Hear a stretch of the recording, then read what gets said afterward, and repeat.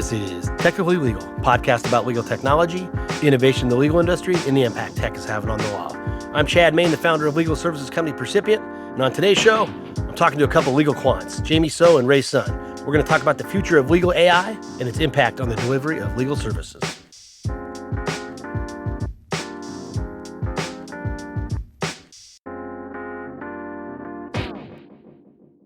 A couple of days ago, Anthropic released more tools for legal. They're calling it Claude for legal, in fact.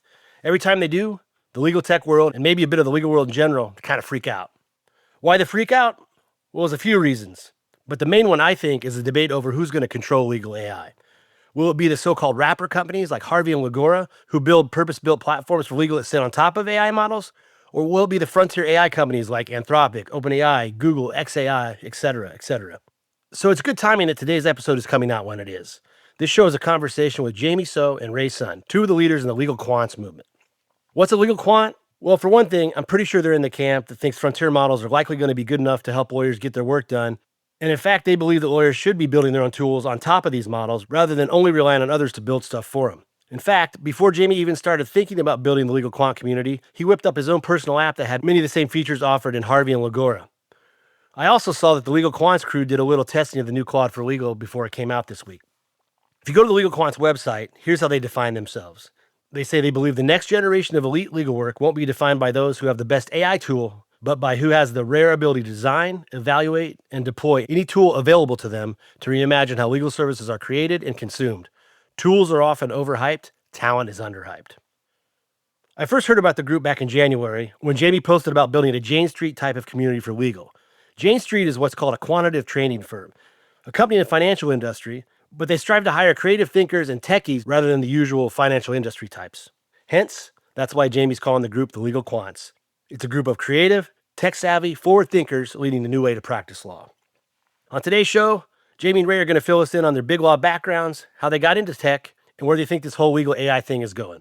So let's get to it. We're going to start with Jamie filling us in how he and Ray met. So Ray and I met over LinkedIn. So when Laurie started vibe coding, I pulled together a WhatsApp group. I think it was just a small group with around 10 lawyers. And someone shared Ray's article about how vibe coding is becoming like a rat race among lawyers. And I read through it, got a lot of inspiration from it. So I reached out to Ray over LinkedIn and I was like, can I ask if you want to join the group? And then because these lawyers, they think a little bit differently, from what you're describing in a WhatsApp group. And I want to open kind of Ray's mind to how this group operates and how this breed of lawyers is a little bit different. What year was this? It was around 3 months ago. So this is recent. This movement, as it is, the last 6 months is when all this has happened then. Yeah, as a concentrated force like 3 months ago, but the people have been sort of looking for this thing for like decades. Right. So I want to get to the definition of legal quants, but before we get there, I want to kind of set up a background. You both worked in big law. What got you interested in tech, and what's the first legal tech app that you guys worked on? Because I think I read in your backgrounds too, you both could code, you both had an interest in that, but then you went into the law. So what were the first apps that you guys created to help you with your work? So when I was a trainee at a law firm in Hong Kong, I had this really painful task of annotating these prospectuses of mutual funds. And we need to figure out whether the content maps to the requirements in a certain regulation.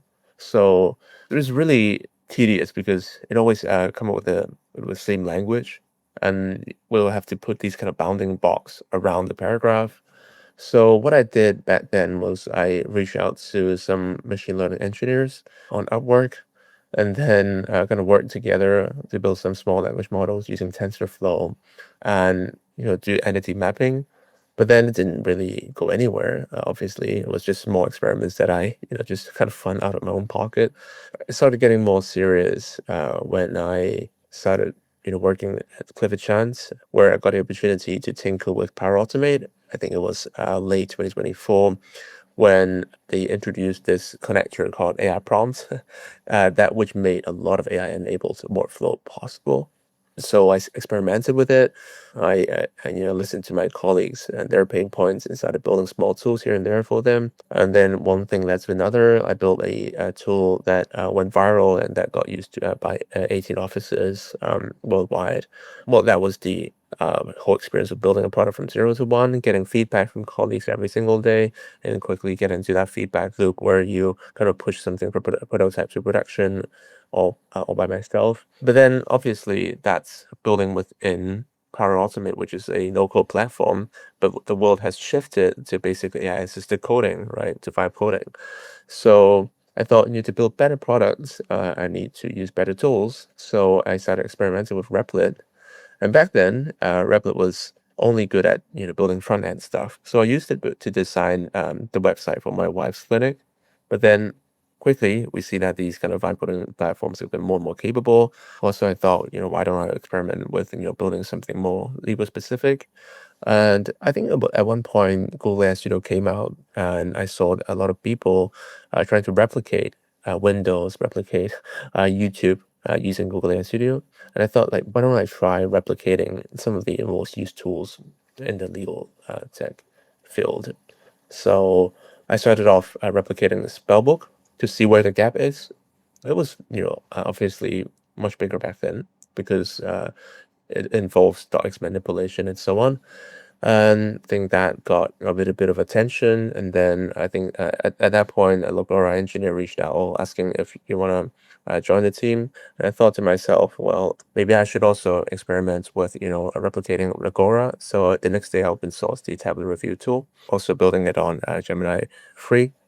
So that's how, I got started. And then after doing that for a while, I started to see other lawyers trying to build similar tools using these vibe coding platforms. So kind of pull together this community. So that's how it started. Ray, what was your first tool? What was the first thing you built, legal related? My first exposure to legal tech was actually working in a legal tech startup. This was during 2017. So before, when AI was still very much a nerd, geeky topic. I was still a law student, and then I was trying to look for part-time jobs just to make some pocket money. And so I joined the Legal Tech startup initially as a content writer, writing about blockchain, which I know you're really passionate about, Chad. So blockchain, smart contracts. During that time, I also did a hackathon, Legal Tech hackathon, the global Legal Tech hackathon of 2018. So that was that. I was representing my university to build a app to help facilitate payments between client and barristers. I was the developer in that team, so I was building it from scratch. Turns out the judge of the hackathon was my boss at the legal tech startup. And so he said, "Hey, Ray, why we're wasting your talent writing blog content? Let's get you into the engineering team." And so I was pulled into the engineering team.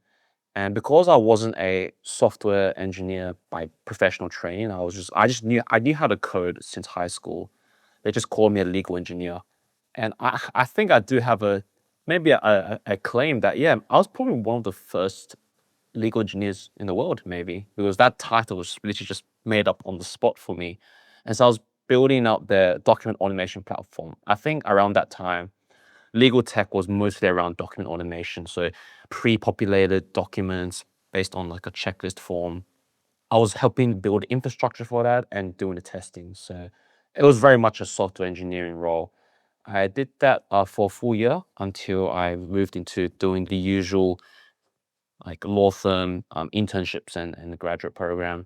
And along the way at the law firm that I work at, I've been building like these tools around, document extraction, formatting, automation, all of the stuff that annoying for lawyers, but not big enough for legal tech vendors to really actually solve for you. So that awkward sweet spot, I was basically building these tools while I was doing my day-to-day law jobs. And I think the one project that I'm mostly sort of known for is building a tracker that tracks all of the AI regulations around the world. So that's been done in my own time and all by myself. That's a cool site. I encourage people to check it out, and I'll post a link to it in the show notes. But yeah, so what got you interested in that, the AI regulation tracker?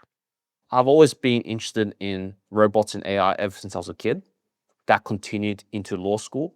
And during law school, I've just found myself procrastinating on AI and robots. And naturally, because of your legal mindset, you look up AI ethics and AI regulation. So I think when the EU AI Act was first, the idea of it was first proposed in 2019. That got me really interested in the whole theory around, do we even need an AI law?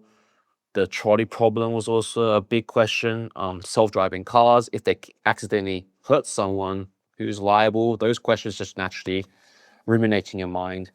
And so I was keeping red notes of these ideas in a notebook. I didn't really think this notebook would turn to anything other than just to refine my thoughts.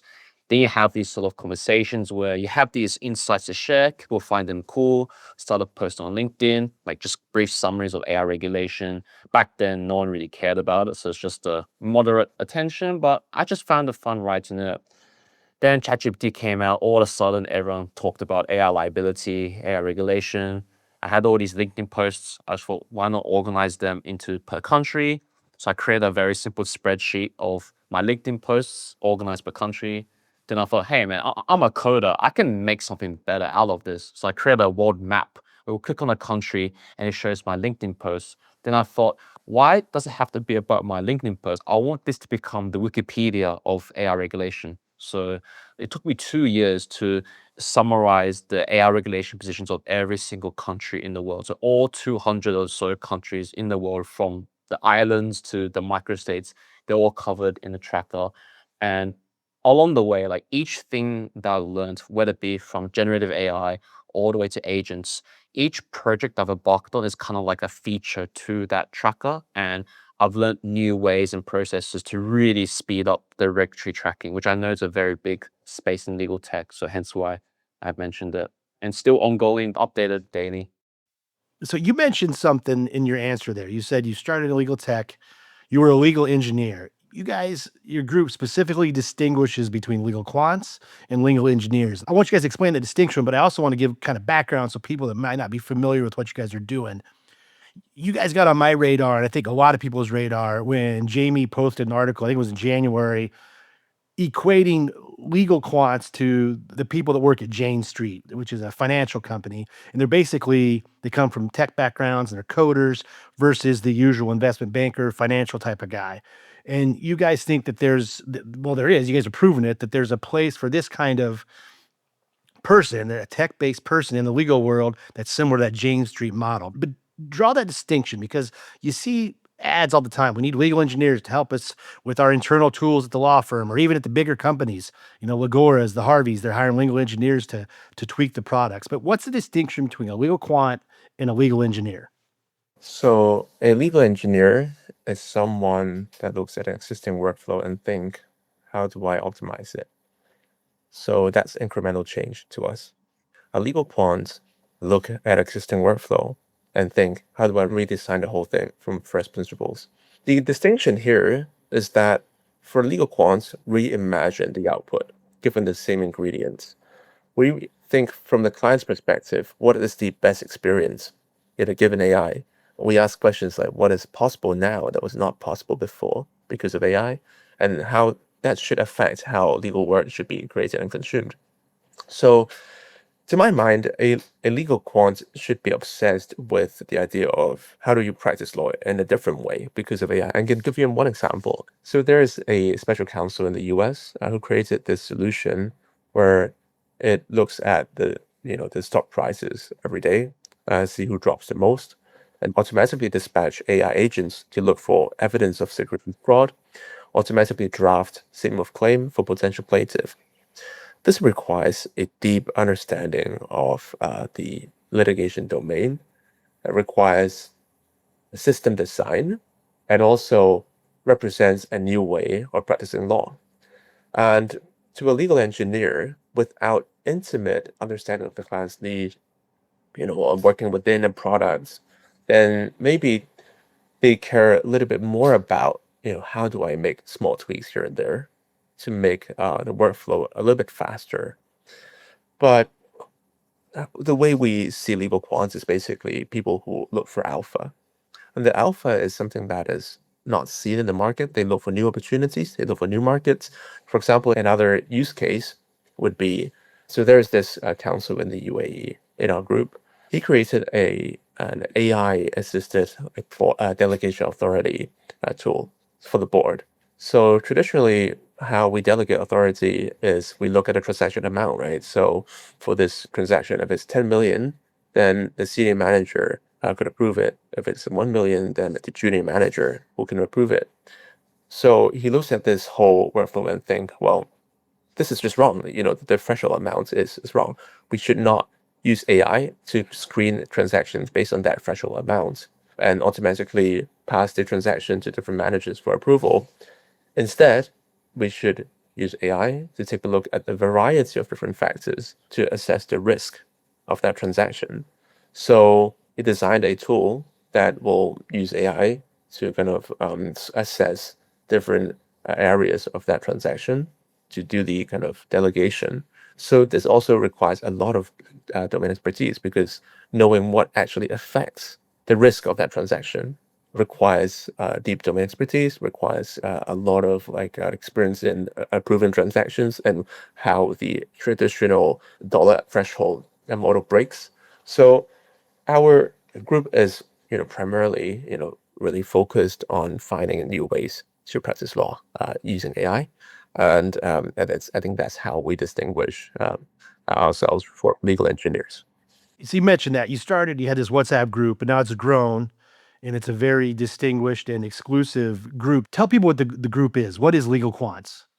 So Legal Quants is a network of lawyers who design AI systems to reimagine how legal work can be created and consumed. So it started off as a WhatsApp group, and then slowly we see that the messages in that group exploded. And there's a lot of demand from people wanting to join that group. The reason for that is because there is a lot of intelligence coming out of the community, and the stuff that we put out is also pretty interesting. I think that has drawn a lot of attention. So I first started off creating a group on LinkedIn called, Five Coding Lawyers, and I made it into like a open group, and then overnight there are like a few hundred people who joined, but then the group is dead. Like, yeah, nothing, no one actually posts anything there, and I feel like that's just not the right forum for it. So we made it into a WhatsApp group, and then we start to see that there's a lot of engagement there. Part of that is because we have made that into a safe space where people can talk about things without fearing judgment. So then we also made it invitation only so that we can keep the quality high to keep people well attention. So slowly we thought, well, why don't we just pull all the projects together into one website? So that's what we did. And why don't we just start organizing more events? So we did 2 more hackathons, one with Manus and another with Replit. So we kind of slowly built out this network of people who are extremely fluent in AI and started having them collaborate on stuff. So that's how it started. And you can also take a look at, our Substack to see, what we discuss, how we're different from maybe other communities. We also have built this second brain of our community where we kind of map out the common key discussion debates and consensus that we have. So interestingly, we kind of gave that aha moment to lawyers that are doing that, because before this group, everyone felt like they're the only one building things. They're building in silo, and it feels very lonely, building things on your own, because you feel like, oh, you're the smartest in the room. You don't have other people to talk to. But then one feedback that we've got from members in our group is that, they feel like they found their people, they found their tribe, and that's kind of aha moment that we want to preserve and scale to those members that actually are potential members that are also building on their own. So that's how we started and where we got to.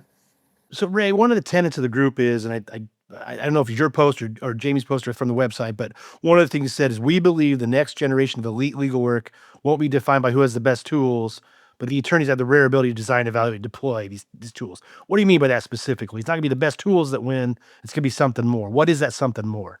So as you know from history, tools come and go. The tool that's hot today, it's hard to say if they're going to be relevant tomorrow, especially in this space where the cost of software is like basically going to zero. anyone can just spin up a tool from nothing, from thin air, in like a matter of like seconds or minutes, right? And so the constant throughout time is just human talent, human intellectual creativity. And I can give you AGI tomorrow, Chad, but if you don't know how to use it, you're not going to reap the benefit of AGI. It's only those who really understand how the tool works and also can really think on first principles and apply it to actual real world cases and deliver real impact, right? I think that's kind of like the common universal struggle across the whole industry, which is we have all these tools available. Okay, next question. How do you deliver real impact? And that how question, 80% or even 90% is a human problem. And this is where all of the upskilling, human adoption, culture, education, all of that stuff gets wrapped in there. You probably hear that all the time, Chad. That's where the human comes in. And so really the idea, as Jamie mentioned, Legal Quant is to really support the existing unicorn talent and also future unicorn talent that really get these tools, are really at the frontier, building great stuff and delivering real impact. And the challenge is that how do you get these people feel like their value is being properly recognized, really creating new markets for them to feel like that they really have not just control of their career, but really getting 10x the benefits for being 10x impactful. Let's talk about that, because you took the words out of my mouth. I was going to say, well, you guys are unicorns. You say you can spin up a tool because all the tech is there nowadays and you don't have to be beholden to any particular piece of legal tech. But I personally think that you guys are a small subset of the legal world, right? So, what's your future view? Are you going to have you guys as a group, the people that have a strong tech background, that are willing to take the initiative and have the wherewithal to spin up these tools? You have this group of you guys, and then over there, here's like traditional law. They're using the tools that are built for them. Like, what does the future world look like for you guys? Future practice of law, I should say. I think that goes back to the Jane Street model, right? So I think that legal services, especially those really niche specialized area, become more and more liquid. We see that legal services in the past before AI, they're very illiquid in the sense that there is just too much nuances, and then the turnaround time is just not fast enough. But as we see that legal services become more liquid, then there is a market for these kind of services. And we see that more and more law firms and their practices, they turn their practices into an API or an endpoint where AI agents can simply call. And that becomes a really liquid legal marketplace. That is why we also see that AI native law firms, they're building out their own client-facing platform. We see that Harvey Lagora, they have the client portal. I think the world is kind of moving towards a place where clients will be able to use legal services directly, without actually engaging with their lawyers, and then lawyers can create their own replica and their own tools which their clients can use. So I think the only thing that's lacking is like the only open question is, will there be one centralized marketplace like the NYSE where all the transactions happen in the same place? Or whether there will be, a lot of different marketplaces. I think that, the switching costs between law firms for clients and end clients have been pretty high because they have their own panel of law firms, but the law firms themselves, they do not share context, right? So, the legal market the interface is fragmented that way because there's no neutral marketplace for that. I think everyone's just pushing their own tools, their own advice in a certain way. I personally see that there is an opportunity to create such marketplace, whether it's the model company that owns it or is it like a legal tech company, we just don't know yet. But as far as legal quants is concerned, as Ray mentioned, we connect, and we deploy these unicorn lawyers, and our job is to find new markets for them. Our job is to find, what's the best way to deploy a talents. Billable models don't work when the IPs that they created not recognized in a certain way. So today, that kind of market may just be recruitment, where I want this law firm or this company wants this particular talent. We can help those companies find the best people. But tomorrow it could be completely different. It's the same as the skills. Today it could be by putting in some apps. Tomorrow it's creating skills. The day after, it could be, creating autonomous agents. Like the constant is still the people. And I think that the people shift is the bigger play here because we see that a lot of the economic value will be shifted from people that are not as fluent to people that are very fluent in AI. Let's talk about that because Ray just hinted on that too. He said you want to get value out of these skills, right? And you, Jamie, mentioned the billable hours.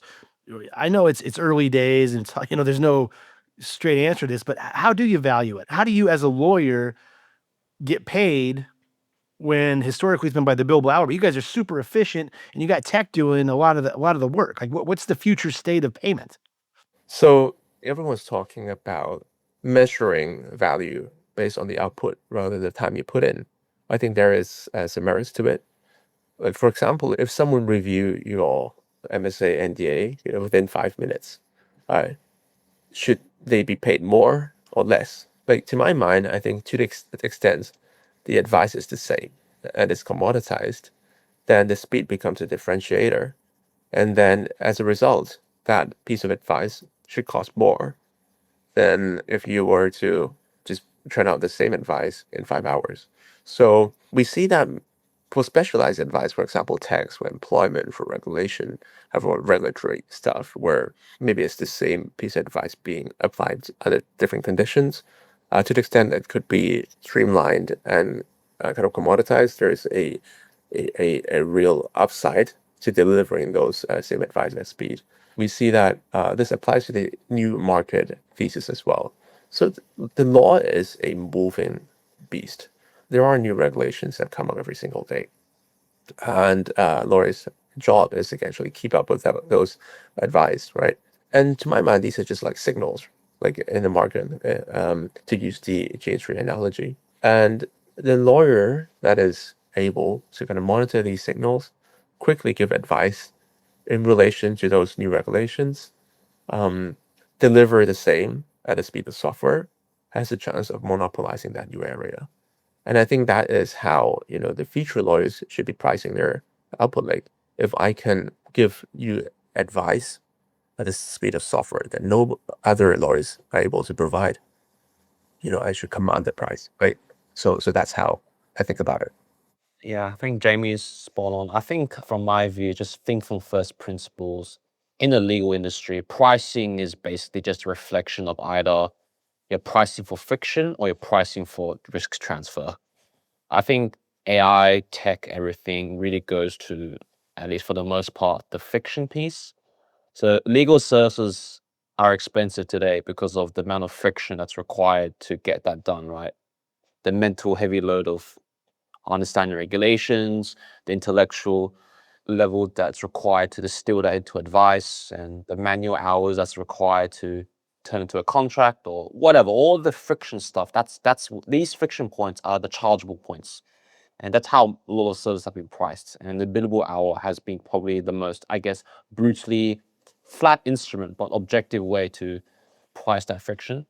But definitely, as these friction points get increasingly removed, that's where the pricing crunch kind of gets squeezed. And so you have to find the other basis factors for that pricing. And so a lot of firms, whether it be law firms or even just legal tech vendors, looking at, okay, how do you then reprice it based on risk transfer? So you pay us more, but we take on risk for you.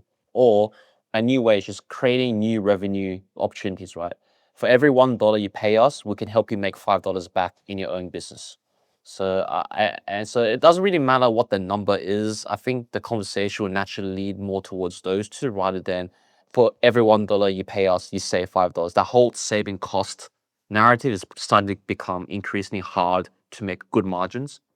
On a related note, I saw something you guys had written about the entrepreneur struggle, like working at a law firm, trying to build something. It's kind of lonely, and I think one of the you mentioned friction right there, Ray. Is one of the friction is if you are at a law firm and you build a tool that makes it more efficient, it cuts down the billable hour. So there's going to be some pushback, or there's going to be kind of an uphill battle. Like, how do we fix that? How do we encourage people at law firms to encourage the building and adoption of tech?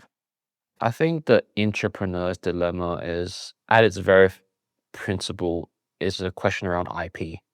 Who controls IP? Should it be the IP be owned by the individual who created it, or should it be owned by the firm who pays the individual to do that? Obviously, the traditional current model is employees' IP is firm's IP, right? That's kind of how the world works right now. And it's nothing wrong with that. It's just that how do you then work out the incentive structure for it? So that comes down to compensation, comes down to other benefits, comes down to other soft benefits, right?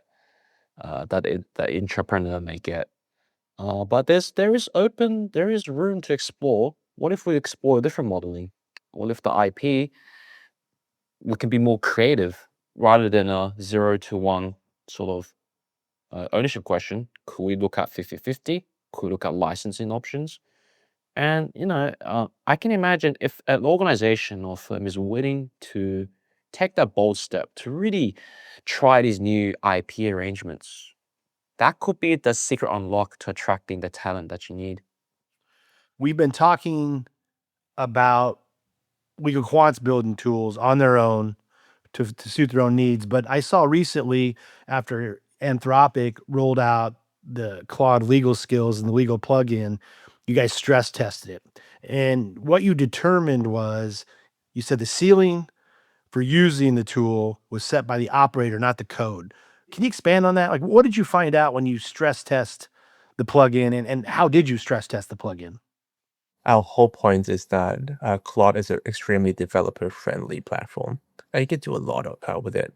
A lot of our members are heavy Claude Code users, and I think that only 1% of us are actually utilizing the full potential of Claude Code itself. And the same goes to Claude Forward. And mind you, Claude Forward is domain and industry agnostic. It's meant to be a tool for everyone using Microsoft Word and not just for legal. What makes Claude Forward useful for legal is if you design the skills that help you do your legal work. And that requires you to actually learn the skill, to create those skills, and to configure Claude to work for you. And that kind of gives you a lot more control towards, how do you design your own workflow? How do you debug if things are not working? How can you make it better? How can you tweak your skill? So that is exactly the kind of environment that a lot of our legal quants they prefer to work in, because they're not talking to a black box. There are ways that they can make it more tailor made for themselves. And we see that it's not fair to just compare a legal tech product just with Claude out of the box. Because out of the box is not a legal tech tool. You just basically compare two things, like apples to orange. But then what we see here is that if you give the tool to the right people, it's almost like pairing a Formula One driver with a Formula One car. You can design a car that is really safe. It works on all terrains.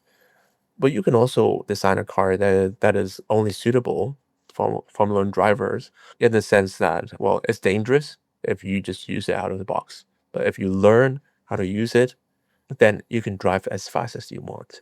And with that combination, creates a scenario where, it can actually outperform, just an average lawyer using an average legal tech tool. So I think that is the kind of gap that little people are seeing, only a few people are seeing, and then we're of course helping legal quants get there, by delivering outsized value using these really developer friendly tools. Jamie, Ray, appreciate your time. If people want to find you and they want to learn more about Legal Quants, where do you want to send them? Of course, do visit legalquants.com. That's where we showcase all members' profiles and their projects. We also run a Substack, so that's where we post key discussions, weekly digest of the discussions that we have as a group. We also, of course, have LinkedIn, so do follow us on all accounts.